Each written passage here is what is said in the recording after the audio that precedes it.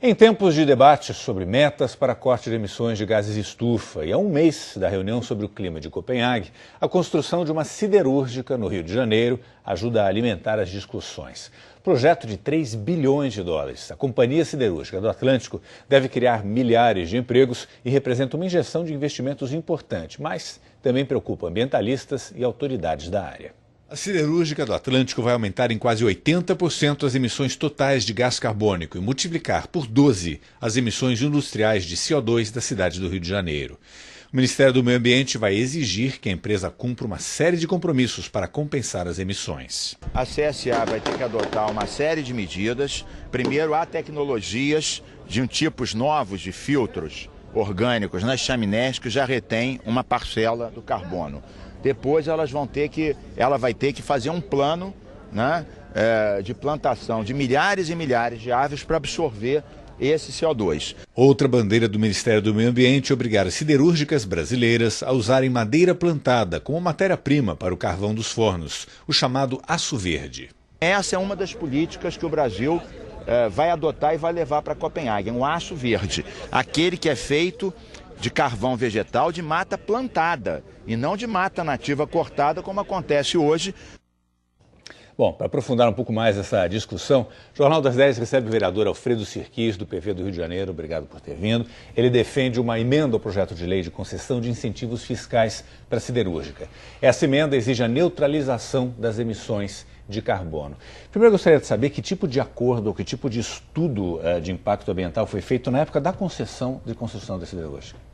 Bem, naquela época, basicamente, esse licenciamento foi conduzido pelo governo do estado, se preocupou com as emissões locais, com a questão de impacto de uma ponte sobre o manguezal que tem ali, sobre o impacto de uma dragagem, de um canal de navegação e, eventualmente, sobre poluição de efeito local. Todo o EIA-RIMA e todo o processo de licenciamento foi feito levando em conta isso. Não se levou em conta os gases de efeito estufa. Até porque isso é uma coisa que o Brasil agora está chegando nessa discussão.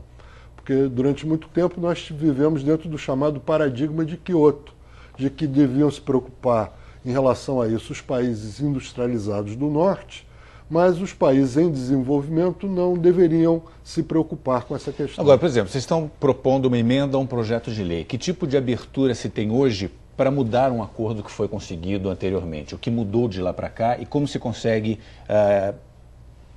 colocar esse projeto de lei agora? Não, o grande problema é que não só essa empresa foi licenciada, como essa empresa está sendo beneficiada por uma renúncia fiscal.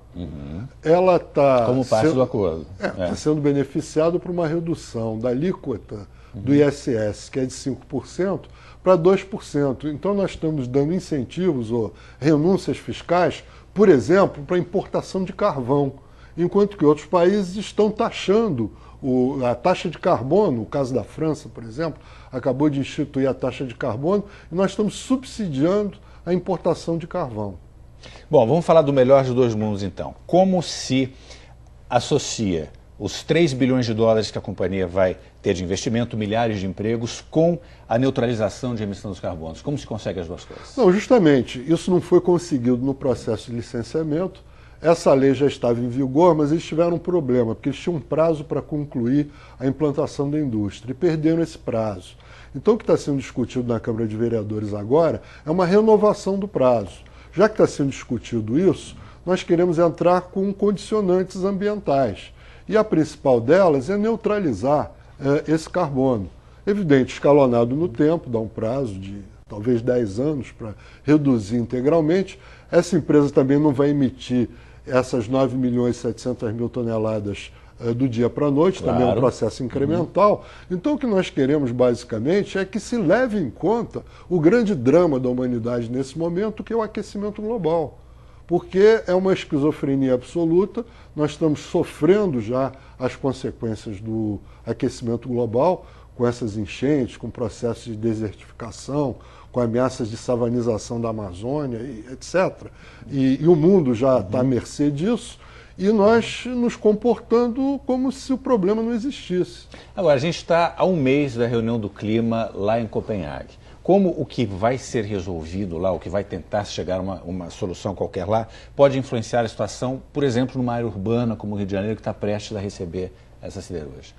Bem, nós precisamos saber exatamente qual vai ser a posição que o Brasil vai levar para Copenhague. Existem 3 possibilidades. Ou a posição que é defendida pelos setores mais atrasados do governo, no sentido que o Brasil não deve se comprometer com metas de redução, ou seja, continuar naquele paradigma de Kyoto, que só os países industrializados do norte devem ter metas. O problema em relação a isso é que hoje 60% das emissões já são de países em desenvolvimento. Então, a China, a Índia e o Brasil têm que participar do processo de redução de emissões. Então, tem essa primeira posição. E existem 2 outras posições dentro do governo federal, uma que seria de reduzir em 20%, ou seja, ficaríamos mais ou menos no nível de emissões de 2005, e uma mais avançada, que é de 40%, que nós chegaremos próximos do nível que era emitido em 1990. Sirkis, em relação à CSA, quais são então os próximos passos a serem tomados? É um processo de negociação e também um processo técnico de elaboração dos projetos que nós vamos querer impor à CSA, projetos de reflorestamento, tanto com biodiversidade quanto econômico, porque esse, por exemplo, o ministro Mink estava falando da questão do reflorestamento econômico. É uma coisa interessante porque você ganha de 3 maneiras. Você ganha, primeiro, reduzindo o desmatamento e a utilização do carvão de florestas naturais nesses processos. Em segundo lugar, os eucaliptos que são plantados absorvem carbono. Em terceiro lugar, você diminui a quantidade de carvão que você está usando, porque você substitui uma parte desse carvão mineral, altamente poluente, pelo carvão vegetal. Então, esse é um tipo de projeto. Terceiro tipo de projeto, substituição do clinker, que é um componente do cimento que solta muito o CO2, pela escória siderúrgica. A questão, por exemplo, de neutralização do metano de lixões, transformação de lixões em aterros sanitários. Então você tem um leque de projetos. Além do que você tem essas tecnologias, estão começando a ser discutidas e implementadas, de captura de gases de efeito estufa. Bom, parece bastante claro que muito trabalho pela frente. Muito, então. muito. Temos um leque de opções. Muito bem. Queria agradecer a presença aqui no Jornal das 10 do vereador Alfredo Sirkis, do PV do Rio de Janeiro. Obrigado.